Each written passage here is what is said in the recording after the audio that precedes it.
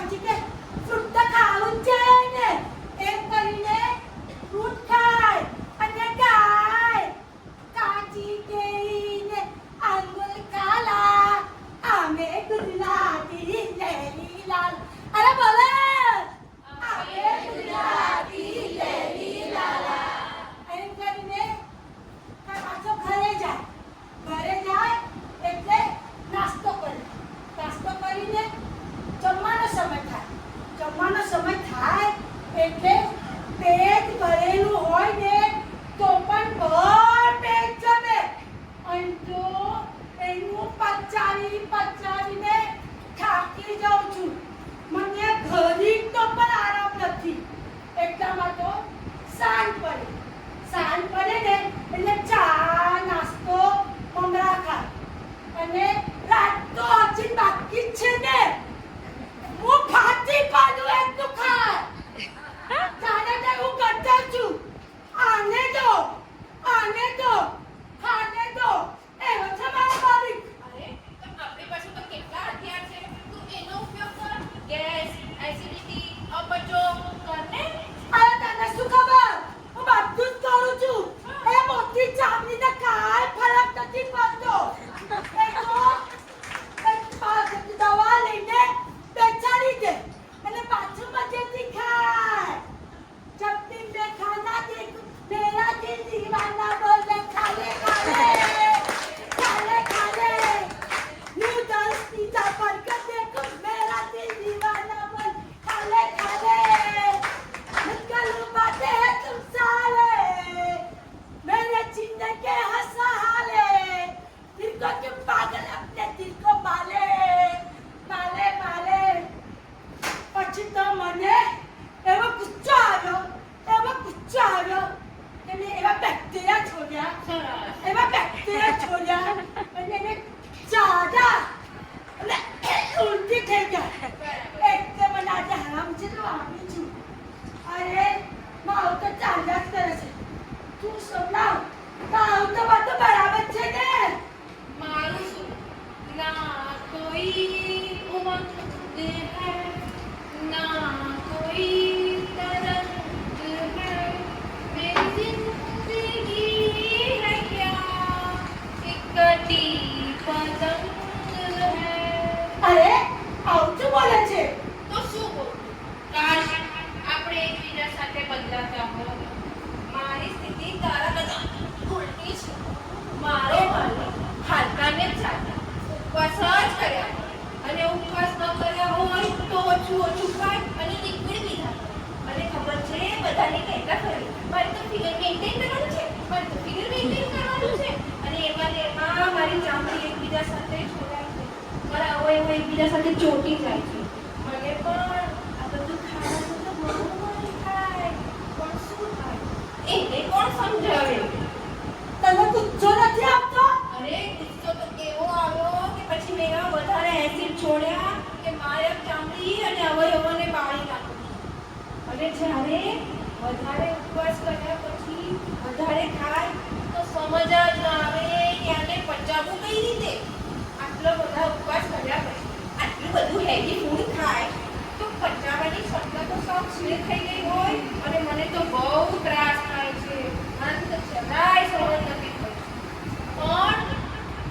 એ મારા માલિકને કોણ સમજાવે કે થોડું ખાવું જોઈએ વધારે ઉપવાસ કરવાથી શરીરને મળતી ઊર્જા ઓછી થઈ જાય છે અને શરીર સાવ નબળું પડી જાય છે આ સારા દેખાવામાં લોકો શું ને શું કરતા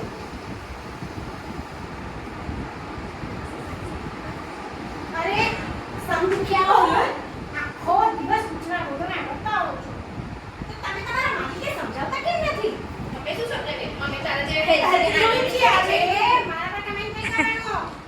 તમારા માલિકને સમજાવો અતિ સર્વત્ર વંચે એટલે દરેકે સમતોલ આહાર લેવો જોઈએ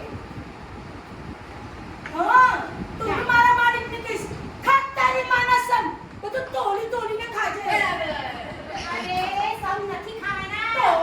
સમતોલ એટલે બધાએ પ્રમાણસર અને સમયસર લેવું જોઈએ જેવું કે મારો માલિક છે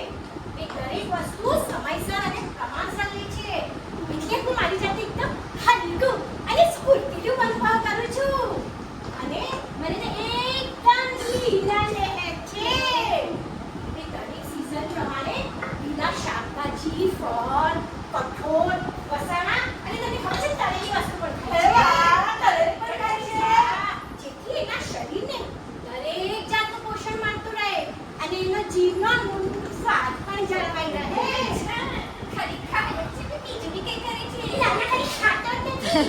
કસરત પણ કરે છે,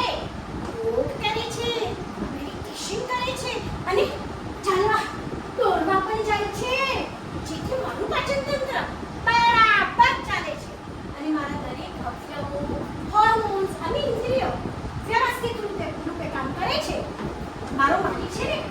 શાંતરાજ હોવો જોઈએ. અરે વાહ, આમરસ ગયો અને શટરસ આવ્યો. અરે છછુંદા, આખો દિવસ ખાવાનું. શાંતરાજ એટલે ભોજનમાં 6 જાતના રસ હોય છે. તીખો, મીઠો, ખારો, ખાટો, તુરો અને કડવો. આ મારું માલિક છે ને એના ભોજનમાં 6 જાતના રસ લે છે, એટલે બરાબર હું સચવાઈ રહું છું. અને મારો માલિક કહે છે કે દરેક વસ્તુ છે ને હસતા,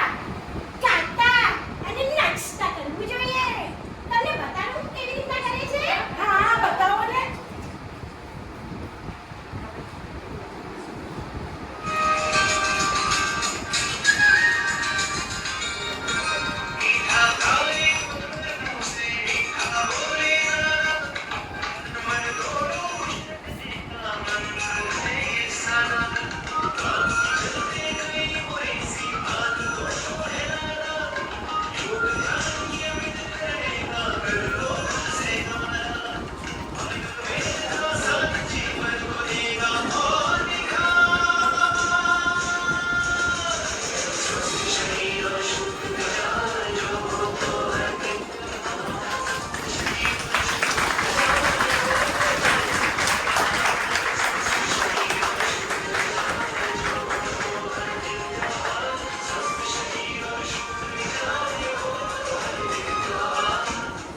તમને આ બધું સમજાવવાનું છે તમારો?